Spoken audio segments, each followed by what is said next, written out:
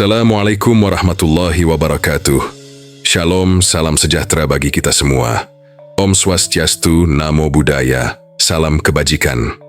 Kembali lagi di channel Suara Setan, channel yang akan menemani malam-malam sunyi kalian dengan kisah-kisah horor paling menyeramkan, nyata maupun fiksi, yang siap menemani kalian. Sebelum kita mulai, bagaimana kabar kalian malam ini? Semoga kalian selalu diberikan perlindungan dari hal-hal yang tak kasat mata. Karena malam ini, kita akan mendengarkan kisah yang tidak biasa, di mana kata pesugihan sangat melekat dengan makanan atau jualan. Namun kisah kali ini mengenai pesugihan jasa cuci motor. Bagaimana bisa? Langsung saja kita ke cerita. Tapi sebelum itu, pasang headsetmu. Selamat mendengarkan. Di sebuah desa terpencil di daerah Subang, ada seorang pria yang bernama Seno, seorang tukang ojek online yang mencari uang untuk istri dan dua anak kembarnya. Penghasilan yang pas-pasan membuatnya sulit untuk memenuhi kebutuhan sehari-hari, seperti biaya sekolah kedua anaknya yang sama-sama berusia 8 tahun, hingga untuk kontrakan saja sulit membayar tepat waktu. Kadang mesti utang ke tetangga dulu. Istrinya Wati juga nggak kerja. Bukan karena males, tapi emang nggak ada lowongan kerja di kampung mereka. Tiap hari Wati cuma bisa ngurusin rumah, nganter jemput anak-anaknya, Sinta dan Cynthia, dan berusaha sebisa mungkin ngirit uang belanja yang makin kesini makin susah disisihin. Mereka hidup dari tangan ke mulut. Kadang, buat beli beras saja harus nunggu Seno dapat orderan banyak dulu. Meski begitu, Seno bukan tipe orang yang gampang nyerah. Tapi capek itu tetap manusiawi. Tiap malam, dia pulang jam 10 dengan badan pegal. Hasil ojek cuma cukup buat makan. Kadang dia duduk di teras sambil melamun, ngerokok satu batang, mikir, kapan ya hidupnya bisa berubah? Kapan dia bisa lihat anak-anaknya hidup lebih baik dari dia? Satu malam, setelah anak-anak tidur, Seno dan Wati duduk di ruang tamu. Rumah mereka kecil, lampunya temaram. Seno mulai cerita kalau dia udah nggak sanggup terus-terusan kayak gini. Uang makin tipis, harga kebutuhan makin naik, sementara motornya udah nggak kuat dipaksa kerja keras. Wati cuma diam sebentar, terus dia bilang, "Mas, gimana kalau kita buka usaha cuci motor aja?" Seno sempat ngira Wati bercanda, tapi ternyata Wati serius. Di kampung mereka belum ada yang buka tempat cuci motor. Biasanya orang nyuci sendiri di rumah. Tapi makin kesini, banyak juga yang sibuk kerja dan pengen yang praktis. Seno mikir, mungkin ini bisa jadi jalan keluar. Lumayan kalau bisa narik ojek pagi, terus sore sampai malam buka jasa cuci motor. Tapi masalahnya mereka nggak punya modal. Tabungan nyaris kosong. Wati akhirnya buka kotak kecil di lemari. Dia keluarin cincin pernikahan mereka yang udah mulai pudar warnanya, dan bilang, "Kita jual aja ini, Mas, buat modal beli alat-alat." Seno awalnya nolak, tapi matanya berkaca-kaca. Mereka sama-sama tahu ini mungkin satu-satunya jalan yang mereka punya sekarang. Besoknya mereka ke pasar cari peralatan cuci motor. Selang, ember besar, sabun motor, sikat, dan kompresor bekas yang masih layak pakai. Uangnya pas-pasan, jadi mereka harus pilih barang-barang yang murah, tapi masih bisa dipakai. Pulang dari pasar, Seno langsung mulai ngerombak sedikit halaman rumahnya yang sempit. Dia pasang terpal buat atap, kasih papan nama cuci motor murah Pak Seno, dan bikin saluran air seadanya. Setiap hari, jadwal Seno berubah. Pagi sampai sore dia masih narik ojek, tapi menjelang sore dia langsung pulang dan buka jasa cuci motornya sampai jam 11 malam. Wati juga bantu, meskipun cuma nyiapin air atau nyapu halaman. Kadang, Sinta dan Cynthia nonton bapaknya nyuci motor sambil duduk di kursi plastik. Meski mata mereka udah ngantuk berat, usaha yang mereka buka ternyata tidak sesuai harapan. Ada 1-2 tetangga mulai nyoba, terus ngasih tahu orang lain. Seminggu kemudian, mulai ada beberapa orang yang datang namun masih terbilang sepi. Rata-rata motor becek dari kebun atau jalan tanah. Seno kerja keras tapi dia senang. Buat pertama kalinya dia ngerasa ada harapan. Walau hasilnya belum besar, tapi ada pemasukan tambahan yang bisa nambal kebutuhan sehari-hari. Suatu malam, hujan baru saja reda. Angin dingin menyusup lewat celah-celah terpal tempat usaha cuci motor milik Seno. Ia duduk sendirian, tubuhnya kelelahan setelah seharian narik ojek dan lanjut mencuci motor. Matanya mulai berat. Di tengah sepinya malam, Seno tertidur di kursi plastik, masih memakai jaket yang basah oleh keringat. Dalam tidurnya yang tidak lelap, Seno seperti dibawa ke tempat yang asing. Ia berdiri di tengah pekarangan tua, dikelilingi pohon-pohon besar dan suara serangga malam. Di depannya ada sebuah sumur tua. Di tepi sumur itu duduk seorang nenek. Rambutnya putih panjang, wajahnya keriput dan suram, matanya tajam seakan bisa menembus isi hati. Nenek itu menatap Seno dengan wajah dingin, tanpa ekspresi. Lalu dengan suara serak dan lirih ia berkata, "Kalau kau ingin hidupmu berubah, pergilah ke kuburan tua di ujung desa. Ambil air dari sumur itu. Gunakan air itu untuk mencuci motor. Tapi ingat, semua ada harga yang harus dibayar." Suasana dalam mimpi itu begitu nyata. Bahkan Seno bisa mencium bau tanah basah dan lumut yang menyengat dari sumur. Ia ingin bertanya, tapi mulutnya seolah terkunci. Hanya bisa berdiri kaku, mendengarkan suara si nenek yang menggema di kepalanya. Lalu, semuanya gelap. Sekejap, Seno terbangun mendadak. Nafasnya terengah-engah, tubuhnya basah oleh keringat dingin, meski udara malam begitu menusuk. Jantungnya berdegup keras. Dia langsung duduk, menatap sekeliling, memastikan bahwa dia kembali di tempat cuci motornya. Mimpi itu terasa lebih nyata dari sekadar bunga tidur biasa. Awalnya Seno berusaha mengabaikan mimpi itu. Dia bilang ke dirinya sendiri, itu cuma mimpi, mungkin karena terlalu capek atau kelaparan. Tapi sepanjang hari, bayangan sumur tua dan wajah nenek itu terus menghantui pikirannya. Bahkan saat dia menarik ojek pun, pikirannya melayang-layang ke arah kuburan di ujung desa. Seno tahu tempat yang dimaksud. Semua orang di desanya juga tahu. Kuburan tua itu udah lama nggak dikunjungi. Dulu pernah ada yang lihat sosok tinggi besar seperti genderuwo berdiri di antara nisan. Sejak itu, nggak ada yang berani mendekat, apalagi malam hari. Apalagi sumur di sana.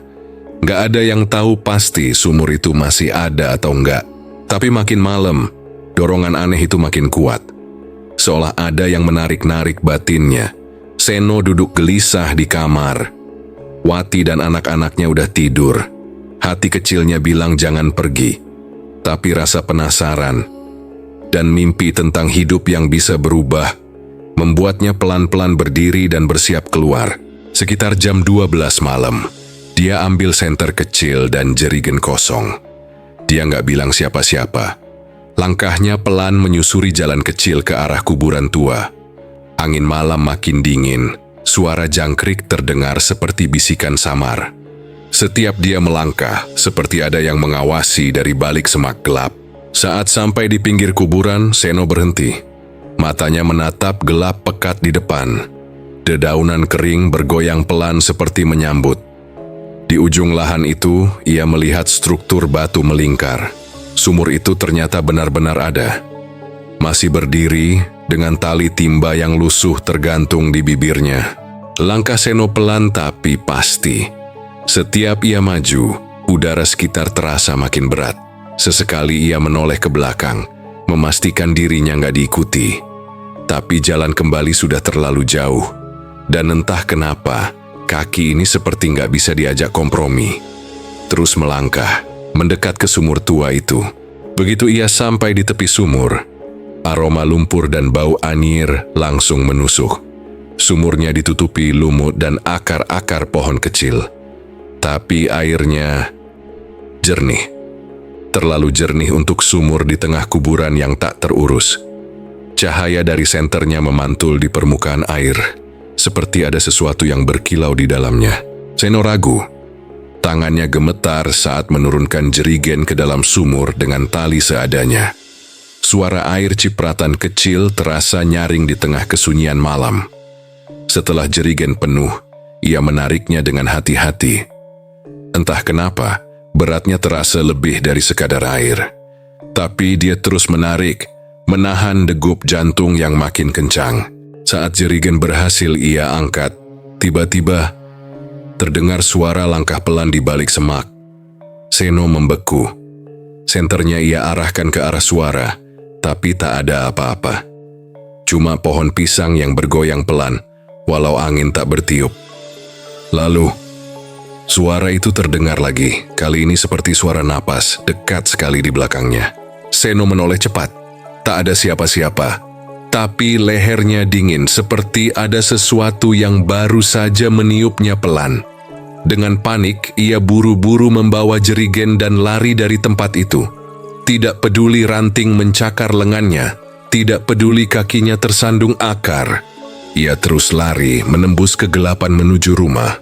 Malam itu, saat Wati dan anak-anaknya masih tertidur, Seno berdiri sendiri di bengkel kecilnya. Air dari sumur tua itu, ia tuangkan perlahan ke dalam drum penampungan air cuci motor. Aneh, air yang awalnya keruh itu berubah jadi jernih dan mengeluarkan bau harum seperti bunga melati. Seno menatap air itu lama, agak ragu, tapi rasa ingin tahu dan harapan akan keberuntungan membuatnya mantap menggunakannya. Keesokan harinya, sejak pagi langit tampak cerah. Udara terasa lebih segar dari biasanya. Seno memutuskan untuk langsung membuka usahanya. Tidak nari ojek online dulu seperti biasanya. Baru juga buka seorang pelanggan datang. Lalu 2, lalu 5. Dalam sejam, antrean motor mengular di depan tempat cuciannya. Pelanggan yang biasanya ogah nunggu, kini rela duduk manis menunggu giliran. Dan yang paling aneh, semua orang terlihat puas sekali.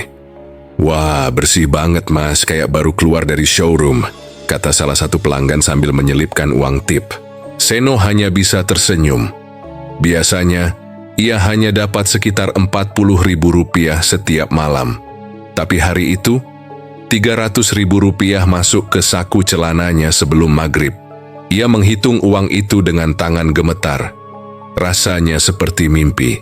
Ia cium uang itu lalu menatap langit malam yang perlahan gelap.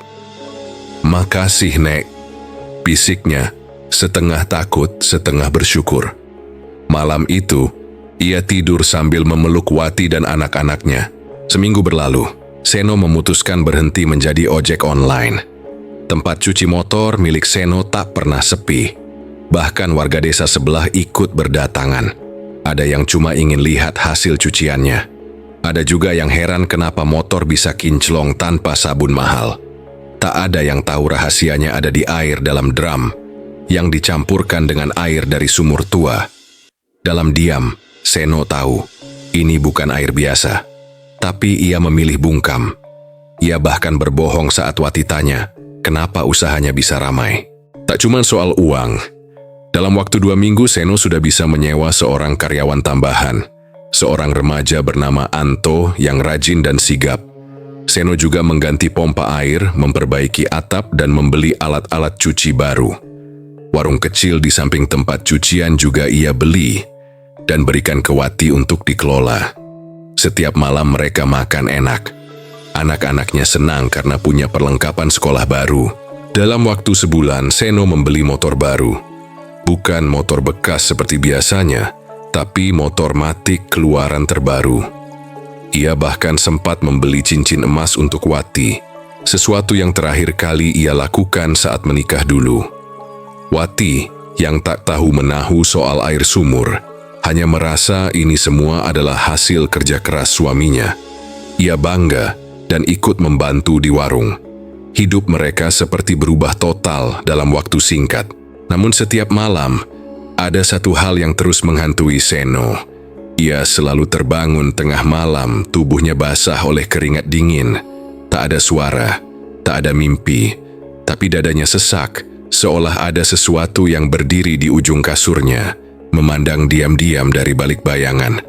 Seno tak berani bangun, hanya bisa menatap langit-langit rumah sambil berdoa dalam hati. Tapi anehnya, setiap pagi semuanya tampak normal kembali. Beberapa malam kemudian, Seno mulai mendengar suara aneh dari belakang rumah. Suara seperti air yang dikobok-kobok. Tapi siapa yang melakukannya jam 2 malam? Ia pernah mengintip lewat jendela, tapi yang terlihat hanya halaman gelap. Tak ada siapa-siapa.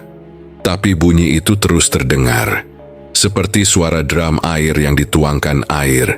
Ia mulai takut, tapi mencoba meyakinkan diri bahwa itu hanya perasaannya saja. Seno semakin paranoid. Ia mulai sering melirik ke arah drum penampungan air. Air di dalamnya tetap jernih dan harum, tapi setiap kali ia mendekat, rasanya seperti ada yang mengawasi dari dalam. Kadang, air itu seperti beriak sendiri meski tak ada angin. Tapi jika pelanggan datang, hasilnya tetap memuaskan. Maka Seno menepis semua keraguannya. Rezeki jangan ditolak, katanya pelan, mencoba menguatkan diri. Wati juga mulai mengalami mimpi aneh. Ia sering bermimpi dikejar sosok hitam besar dan hantu perempuan tua berambut putih panjang. Dalam mimpi itu, hantu itu selalu berkata, "Sudah kuberi, kini kau harus bayar." Tapi setiap bangun, Wati hanya menganggapnya bunga tidur. Ia tak tahu Seno menyimpan sesuatu yang jauh lebih mengerikan. Anak-anak mereka juga mulai bermimpi sosok besar berwajah hitam pekat yang ingin menangkap mereka. Meski merasa ada yang tak beres, Seno belum berani bicara ke Wati. Ia takut kehilangan semua ini, takut dianggap gila. Dan di atas segalanya, ia takut kalau semua ini memang berasal dari perjanjian yang tidak bisa dibatalkan. Ia ingat peringatan nenek itu. Jika air itu sudah kau pakai, jangan berhenti. Karena yang kau mulai tidak bisa kau akhiri sendiri. Tapi uang itu terlalu manis untuk dilepaskan begitu saja. Semua tetangga mulai memperhatikan perubahan hidup keluarga Seno. Dulu mereka hidup sederhana, kini mendadak makmur. Tempat cuci motor Seno ramai. Antrian sangat panjang. Anak-anak mereka tampak lebih ceria. Namun beberapa warga juga mulai merasa risih. Ada yang bilang, setiap kali lewat dekat tempat cucian motor itu, mereka merasa merinding. Seperti ada yang bersiul memanggil namun tak ada siapa-siapa. Pada malam ke-30 setelah pertama kali menggunakan air sumur itu, Seno bermimpi. Dalam mimpinya, ia melihat sumur tua itu menganga lebar. Dari dalamnya muncul sosok besar hitam dengan mata merah menyala. Sosok itu menunjuk ke arahnya dan berbisik pelan, "Kau akan bayar, semua akan bayar." Seno terbangun sambil teriak, dadanya sesak. Wati terkejut dan memeluknya. Tapi Seno hanya bilang, "Cuma mimpi buruk." Setelah cucian motornya semakin ramai, Seno makin merasakan sesuatu yang aneh. Saat malam tiba, terdengar langkah kaki berat dari arah belakang rumah. Seperti ada yang mondar-mandir. Bahkan Wati juga sering mendengar ketukan pintu, tapi begitu dibuka, tak ada siapapun di sana. Suara itu bukan cuma sekali dua kali, hampir setiap malam. Kadang terdengar seperti kuku panjang menggaruk-garuk tembok. Awalnya Seno pikir itu suara tikus, tapi suaranya terlalu keras. Seperti cakar besar menggores dinding. Wati juga mulai curiga ketika air dari drum pencucian motor yang digunakan untuk mencuci sayur dan ikan tiba-tiba bikin semuanya busuk. Padahal semua baru dibeli dari pasar pagi tadi. Ikan jadi amis menyengat dan sayur layu seperti seminggu tak disimpan di kulkas.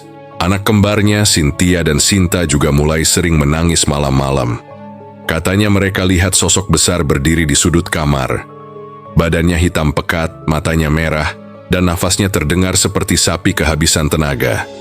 Wati berusaha menenangkan mereka, tapi firasatnya mulai tak enak. Malam demi malam, mimpi buruk datang silih berganti. Wati terus melihat hantu yang sama dalam tidurnya. Seorang lelaki besar dengan tubuh berbulu lebat, taring runcing, dan mata melotot merah menyala. Hantu itu berbisik di telinganya, "Harga yang akan kami ambil sebentar lagi." Seno mulai susah tidur. Ia terbangun pukul 2 atau 3 dini hari dengan keringat dingin. Kadang-kadang, ia mendengar suara orang menangis dari kamar anaknya. Tapi saat dicek, anak-anak tidur seperti biasa. Tak ada yang menangis, hanya sunyi dan lampu redup. Di suatu malam yang sunyi, Seno melihat bayangan hitam berdiri di tengah halaman rumah kontrakan mereka. Sosok itu seperti mengawasinya. Saat ia menyalakan senter, bayangan itu hilang. Tapi di tanah tempat sosok itu berdiri, ada bekas tapak kaki, besar dan seperti cakar. Usaha cuci motornya memang tetap ramai. Tapi setiap senyuman pelanggan tak lagi membuat Seno bahagia. Hatinya terus gelisah. Ia merasa seperti ada yang mengintai dari balik setiap sudut rumah. Bahkan saat membuka tirai jendela malam-malam, ia sering merasa ada yang memperhatikannya. Wati sempat memanggil tukang pijat langganannya, yang juga bisa melihat. Tapi perempuan itu langsung pucat dan tak jadi memijat. Katanya rumah ini berat. Udara di dalamnya pengap, dan ada sosok yang berdiri di dapur terus-menerus. Matanya merah, tak berkedip. Seno mulai tertekan, mimpinya semakin nyata. Dalam tidurnya ia melihat dirinya sedang berdiri di dalam sumur tempat ia dulu ambil air. Di atasnya ada sosok tua yang menatap dari pinggir sumur sambil menyeringai. Di sekitarnya suara lolongan dan tangisan anak-anak. Suatu malam ia bermimpi anak kembarnya berdiri di tengah jalan yang gelap. Dari kejauhan, sosok tinggi besar berjalan mendekat sambil membawa karung. Anak-anaknya ketakutan, tapi tak bisa lari. Seno ingin menolong, tapi kakinya tak bisa bergerak. Lalu semuanya jadi gelap. Setelah mimpi itu, Seno tak tahan lagi. Ia merasa harus jujur. Di meja makan setelah makan malam yang sunyi, Seno akhirnya berkata ke Wati bahwa air dari sumur itu bukan air biasa. Apa maksudmu bukan air biasa? Tanya Wati dengan suara pelan. Seno menjelaskan semuanya, dari pertemuannya dengan nenek tua, air sumur yang berbau wangi, hingga perubahan ajaib yang terjadi pada usaha cuci motornya. Tangannya gemetar saat bercerita, matanya berkaca-kaca. Wati mematung. Ia tak langsung marah, tapi wajahnya menunjukkan rasa takut. Kamu ambil air dari sumur tua di tengah hutan, Seno? Itu bisa aja air dari tempat jin, katanya dengan suara bergetar. Anak-anaknya yang duduk tak jauh dari sana ikut memperhatikan. Belum sempat ia berkata lebih banyak, lampu ruang tamu tiba-tiba berkedip sendiri. Mereka berdua terdiam, saling menatap dengan ketakutan. Seno, itu tadi kenapa? Bisik Wati pelan, nyaris tak terdengar. Seno tak menjawab, tapi di dalam hatinya ia tahu, ini pasti ada hubungannya dengan air terkutuk itu. Lampu kembali normal, tapi suasana hati mereka tidak. Seno mencoba menenangkan Wati, tapi dirinya sendiri juga gemetar. Seno mencoba menenangkan Wati, bilang kalau semua ini hanya kebetulan. Tapi Wati menatapnya tajam. Kamu gak sadar, kita semua mulai diganggu sejak kamu pakai air itu. Sayur jadi busuk, anak-anak sering ketakutan, dan aku terus mimpi buruk. Seno terdiam. Ia ingin menyangkal, tapi hatinya juga sudah penuh rasa takut. Ia tahu semua ini ada hubungannya. Ia juga tahu, ini baru permulaan. Dan benar saja, malam itu gangguan kembali datang. Lebih menyeramkan dari sebelumnya. Tengah malam Seno terbangun lagi. Tapi kali ini, ia tak hanya mendengar suara langkah. Ia juga mencium bau amis seperti darah. Dari balik jendela kamarnya, ia lihat sosok hitam besar sedang duduk di atap kontrakan tetangga. Matanya bersinar merah, dan mulutnya menganga. Seno membeku. Ia tak bisa bergerak. Sosok itu lalu menoleh ke arahnya dan tersenyum lebar, menunjukkan gigi-gigi runcing yang mengerikan. Lalu dalam sekejap, menghilang. Tak ada jejak, hanya suara bisikan yang tertinggal. Ini belum selesai. Paginya, tubuh Seno masih terasa lemas, tapi ia tak mau bercerita soal sosok di atap ke Wati. Ia hanya bilang kalau malam tadi mimpinya buruk lagi. Tapi Wati tahu, wajah Seno pucat dan matanya merah seperti kurang tidur berhari-hari. Wati mencoba menghubungi seorang ustaz dari desa sebelah, tapi sayangnya ustaz itu bilang ia tak bisa datang dalam waktu dekat karena ada urusan keluarga. Seno mulai merasa seperti dijebak oleh keadaan. Ia ingin berhenti, tapi tak tahu bagaimana. Malam pun kembali datang. Seno tertidur dengan gelisah. Dalam mimpinya ia melihat sosok hitam tinggi besar menatapnya dari ujung ranjang. Sosok itu memegang kepala anaknya dan berbisik, 1, sudah cukup. Lalu Seno terbangun. Baju dan kasurnya basah oleh keringat. Wati menghampirinya dan melihat muka Seno sangat pucat. Kamu pasti mimpi buruk kan? Aku udah sering mimpi hal aneh. Sosok hitam tinggi besar itu muncul terus. Dia bilang, katanya kita harus bayar sesuatu. Seno mulai berkeringat dingin. Ia ingat mimpi itu, suara berat sosok besar yang berbisik. 1 so sudah cukup. Apa maksudnya bayar? Tanya Wati dengan mata berkaca-kaca. Anak-anak kita, Sena, Sinta, dan Cynthia, mereka juga sering mimpi yang sama. Sosok besar, mata merah, berdiri di sudut kamar. Mereka nangis bareng tiap malam. Seno terdiam. Ia tak bisa menyangkal lagi. Semua kejadian ini bukan kebetulan. Ia tahu itu. Tapi ia juga tahu usaha cuci motornya sedang sangat sukses. Dalam sebulan, penghasilannya melonjak drastis. Rumah mereka dipenuhi barang baru. Motor baru terparkir di depan rumah, peralatan sekolah anak lengkap. Bahkan Wati kini punya emas di jarinya. Semuanya terasa begitu sempurna.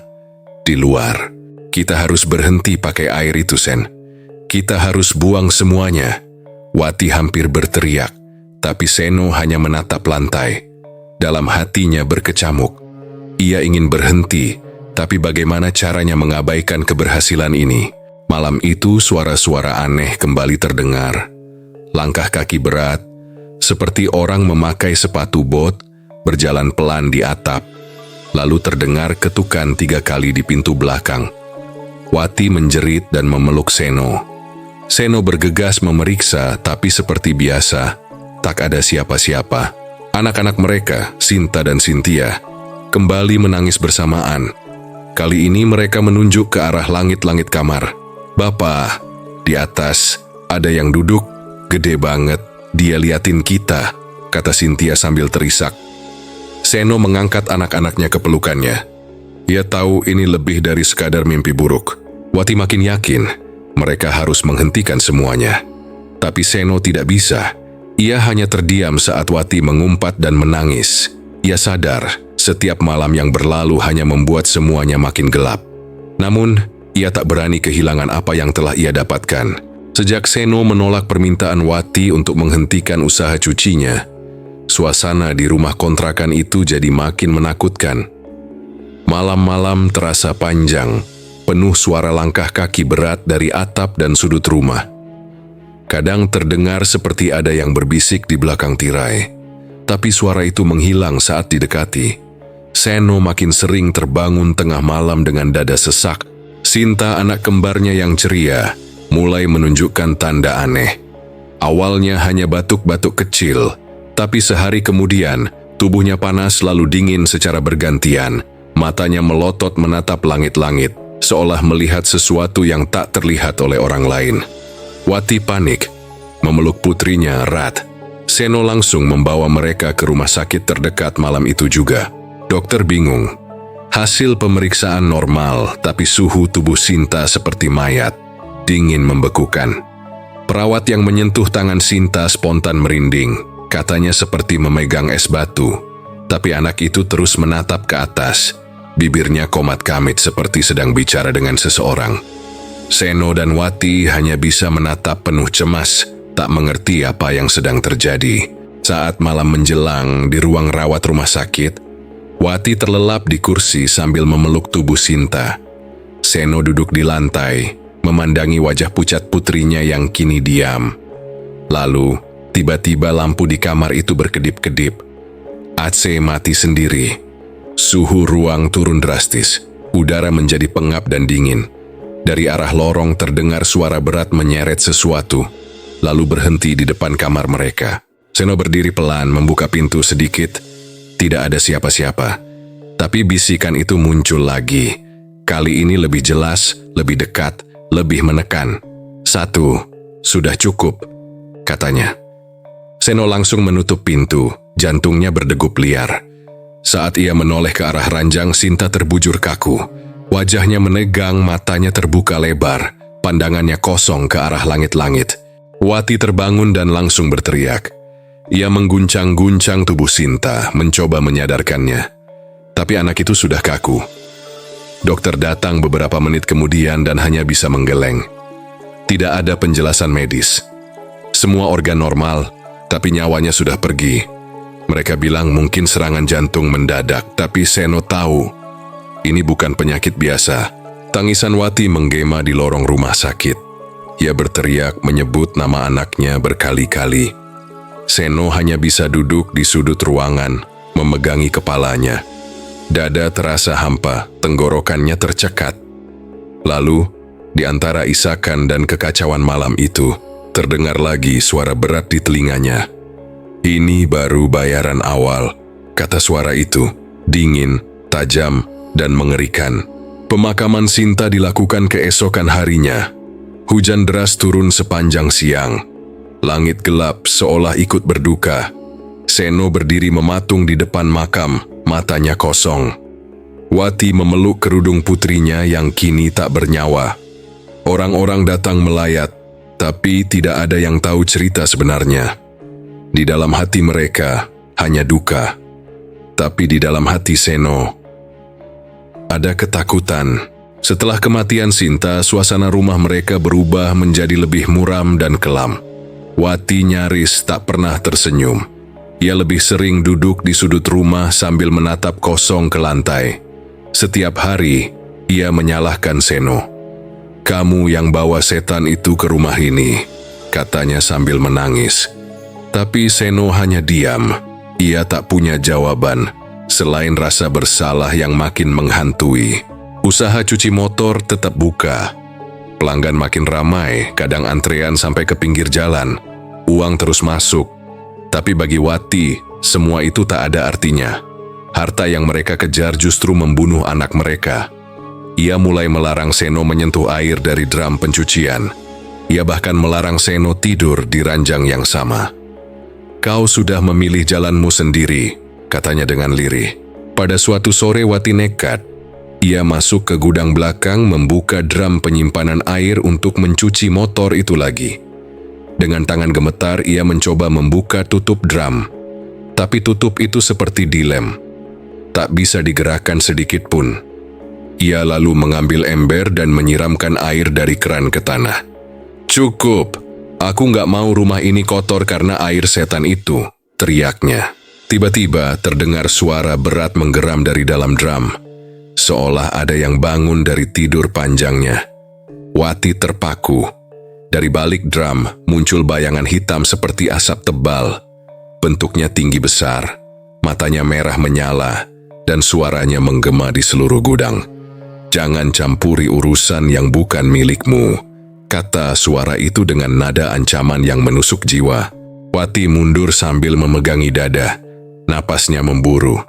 Tapi ia tidak menjerit. Ia hanya memejamkan mata dan membaca doa keras-keras. Bayangan hitam itu perlahan menghilang, menyisakan aroma anyir dan dingin menusuk tulang.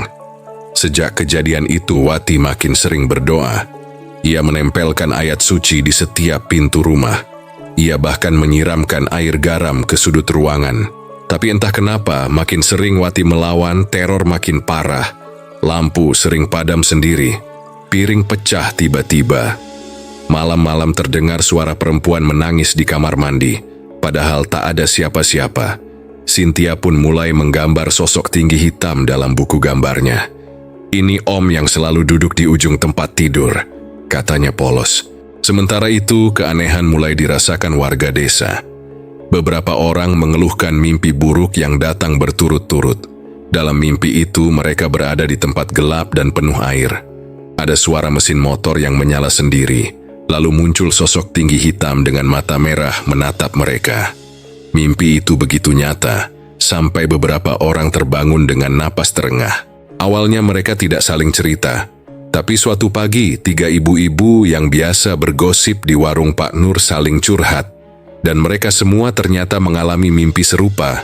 Salah satu dari mereka bahkan berkata pernah mendengar suara motor dicuci tengah malam, padahal tak ada yang buka usaha di jam itu.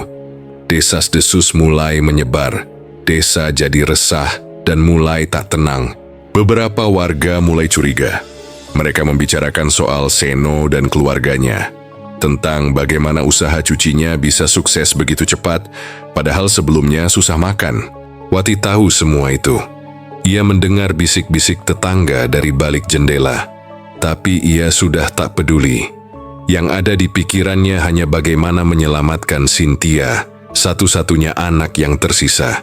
Ia mulai mencari orang pintar, tapi setiap orang yang ditemui selalu menolak setelah tahu bahwa terornya berhubungan dengan air. "Kalau itu air dari perjanjian, saya nggak berani," kata salah satu dukun tua. Seno tetap keras kepala. Ia tak percaya pada omongan Wati, tetangga, atau bahkan mimpinya sendiri. Baginya, semua ini hanyalah ujian. "Kalau kita berhenti sekarang, semua sia-sia," katanya. Tapi dalam hatinya ia tahu, ini bukan ujian. Ini kutukan yang datang dari kesepakatan yang ia buat dengan nenek misterius itu. Ia tahu, tapi tak berani mundur. Ketegangan antara Seno dan Wati makin tajam. Mereka nyaris tidak berbicara lagi. Wati mengurus rumah dan anak dengan doa dan ketakutan. Seno mengurus cucian motor dengan muka datar seperti zombie. Tapi malam-malam tak pernah damai. Suara teriakan, bisikan, dan langkah kaki terus terdengar. Kadang-kadang air dari drum bergolak sendiri seperti mendidih. Pagi itu Cynthia mendadak diam. Biasanya ia cerewet minta sarapan roti coklat. Tapi hari itu, ia duduk kaku di pojokan ruang tamu sambil memeluk bonekanya. Wati memanggilnya pelan, tapi tak ada respons. Ketika disentuh, tubuh Cynthia terasa sangat dingin. Wajahnya pucat dan matanya kosong menatap tembok. "Cynthia, nak, kamu kenapa?" tanya Wati dengan suara panik. Seno datang menghampiri dan langsung menggendong Cynthia ke motor. Mereka melaju ke puskesmas terdekat. Tapi seperti Sinta dulu, dokter tak menemukan gejala apapun. Tidak demam, tidak batuk, bahkan detak jantungnya normal. Tapi tubuhnya dingin dan matanya terus terbuka, melihat ke arah langit-langit ruang IGD. Dokter hanya bisa menggeleng, kebingungan. Wati menangis sambil menggenggam tangan Cynthia. Di samping tempat tidur, Seno berdiri tanpa kata. Rasanya baru kemarin mereka menggendong anak kembar itu sambil tertawa-tawa. Kini, satu telah tiada, dan yang satu hanya diam membisu seperti boneka. Saat malam mulai turun, suara bisikan kembali terdengar di telinga Wati. Kali ini lebih jelas. Waktunya hampir habis. Di luar rumah sakit, angin berembus kencang. Daun-daun berjatuhan seperti dipotong paksa. Di dalam ruangan, lampu-lampu mulai meredup. Dokter dan perawat mencoba memeriksa alat, tapi semuanya mendadak mati. Mesin monitor, lampu ruangan, semuanya mati bersamaan. Suasana jadi mencekam. Cynthia menggigil hebat dan tubuhnya melengkung seperti kejang. Wati memeluk tubuh kecil itu sambil menangis. "Jangan ambil dia juga, tolong!" Tapi suaranya tenggelam dalam pekat malam yang menyelubungi seluruh bangsal. Lalu seolah waktu berhenti, tubuh Cynthia terdiam. Nafasnya berhenti, matanya terbuka menatap langit-langit yang gelap. Wati memeluknya erat, tapi anaknya tak bergerak lagi. Cynthia meninggal, tanpa alasan. Seno jatuh terduduk, tangannya menutup wajahnya sambil menggigil. Ia ingin menjerit, tapi tenggorokannya tercekat. Rasa sakit, bersalah, dan ketakutan bercampur jadi satu. Ia tak bisa membayangkan hidup tanpa kedua anak kembarnya. Ia mencakar lantai rumah sakit sambil berteriak histeris. Wati hanya bisa memeluk tubuh Cynthia yang makin dingin seperti es. Di luar, angin makin kencang. Hujan turun deras. Petir menyambar-nyambar tanpa jeda. Salah satu kaca rumah sakit retak dengan suara nyaring. Di kejauhan, terdengar suara motor dinyalakan, padahal tak ada siapapun di sana. Seiring dengan kematian Cynthia, suara mengerikan kembali terdengar di telinga Seno. Kali ini lebih lantang, lebih menusuh. "Satu lagi lunas." Seno tersungkur. Ia tahu ini bukan sakit biasa, ini bukan kecelakaan. Ini adalah peringatan, atau lebih tepatnya pembayaran. Harga yang ia sepakati tanpa sadar. Ia menoleh ke arah Wati, berharap menemukan penghiburan.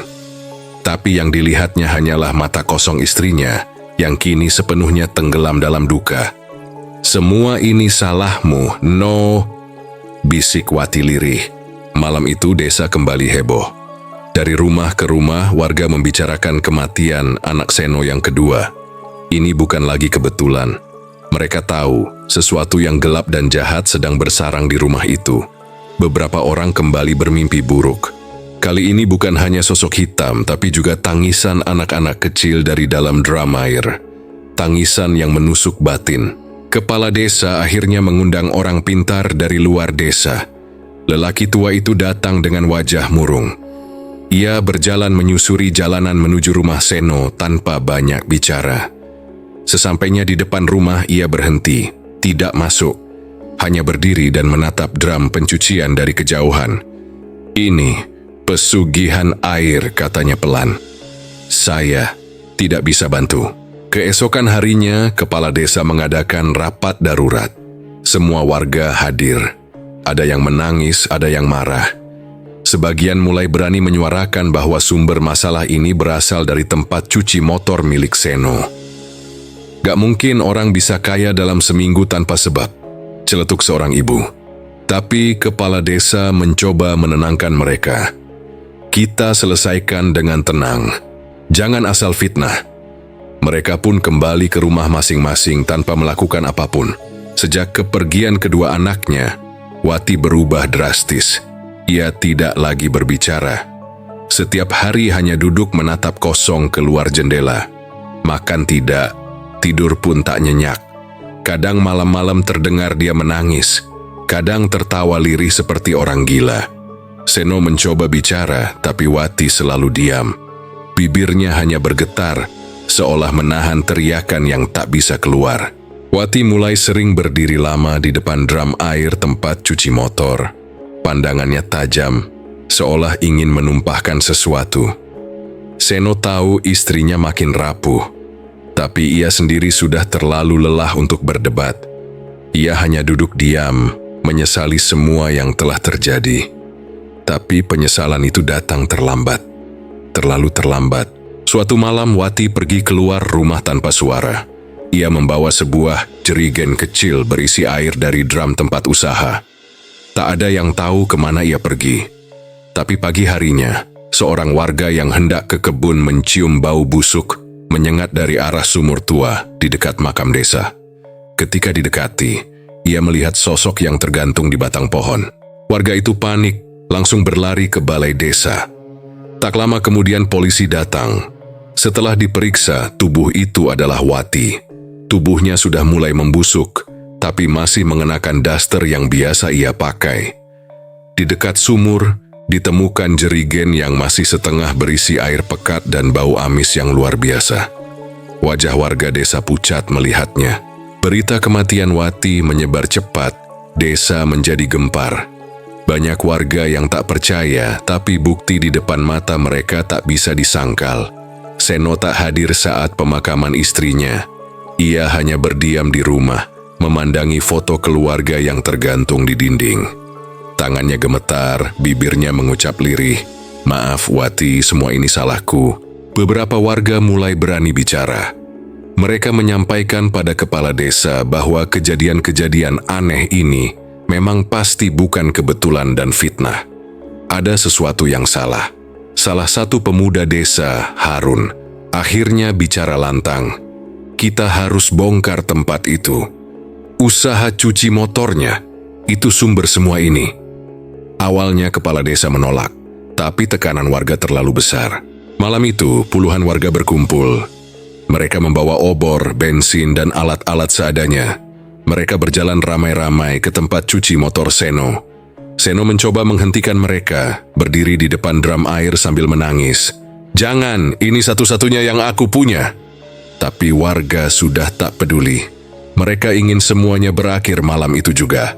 Dengan suara lantang, warga menyiramkan bensin ke sekeliling area cuci motor. Yang lain menyulut api. Dalam sekejap, api membesar, membakar seluruh tempat itu.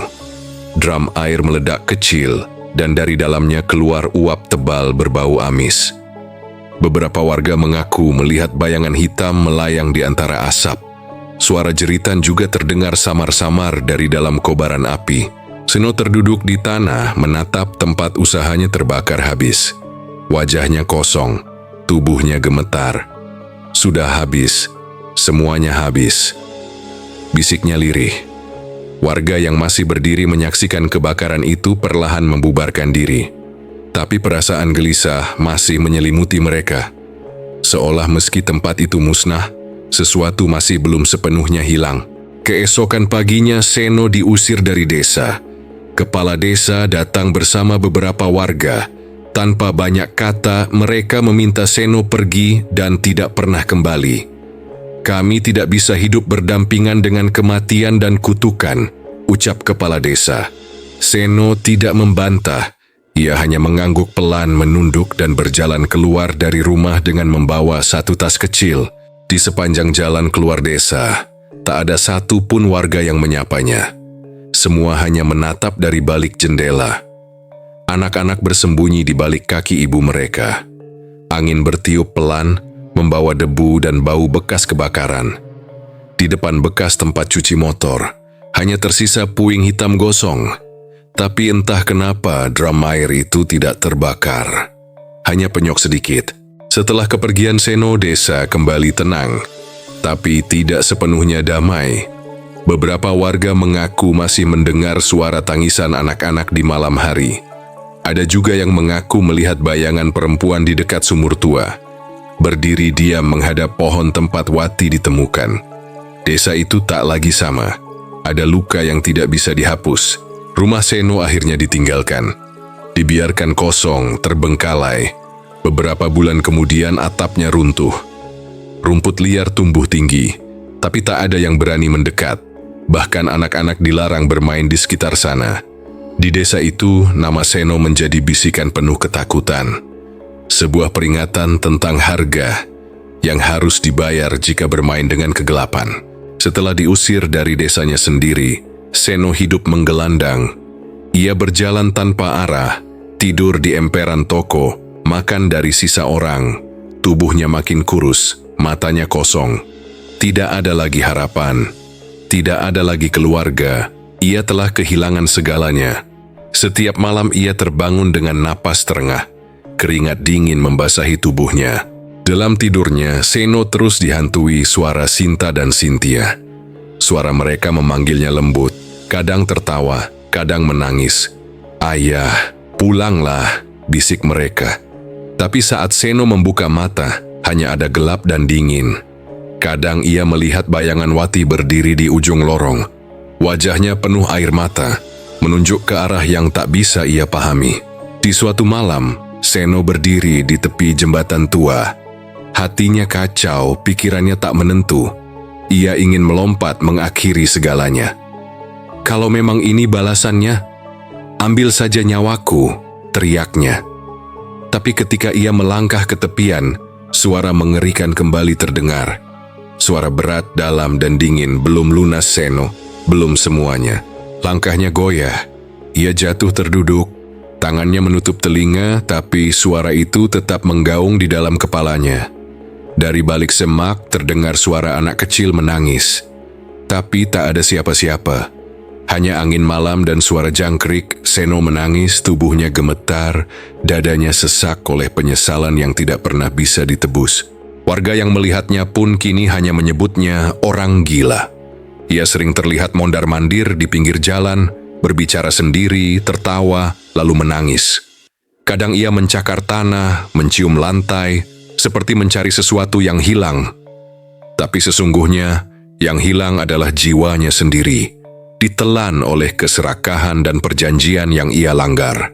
Di tempat asalnya, bekas usaha cuci motor milik Seno, kini hanya tinggal puing dan tanah gosong. Tapi tak ada yang berani menyentuhnya. Konon, siapapun yang lewat di sana saat tengah malam akan mencium bau anyir yang menusuk.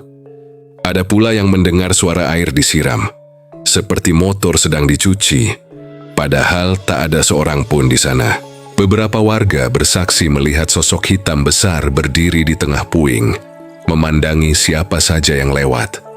Sosok itu tinggi, tanpa wajah, hanya 2 cahaya merah di matanya. Kadang terdengar suara perempuan menangis dari arah sumur tua. lalu hening mendadak.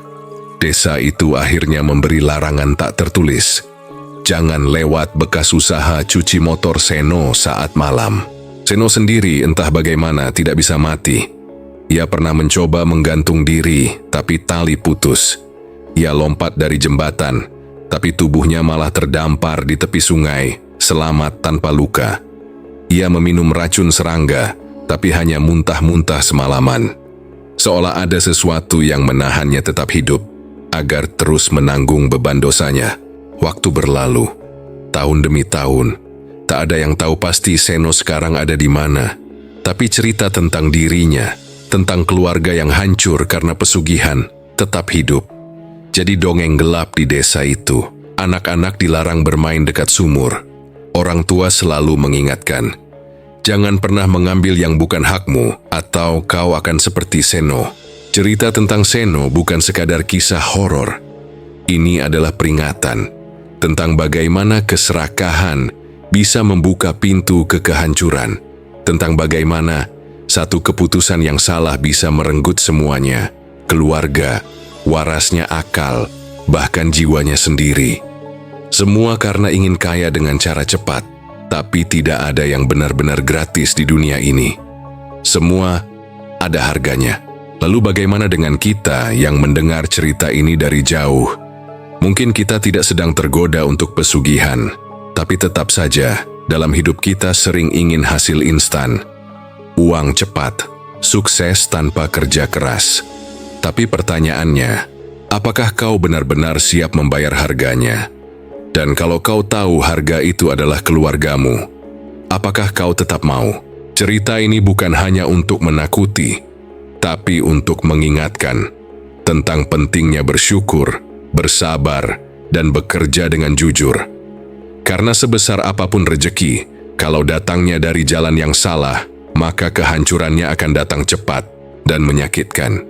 Lebih baik lambat tapi selamat daripada cepat tapi terjebak dalam kegelapan. Seno mungkin hanya tokoh dalam kisah ini, tapi cerita seperti ini pernah dan bisa terjadi di dunia nyata. Banyak yang tergoda jalan pesugihan, banyak yang lupa diri ketika uang datang deras, tapi ujung-ujungnya selalu sama, hancur, habis, menyesal tapi tak bisa kembali.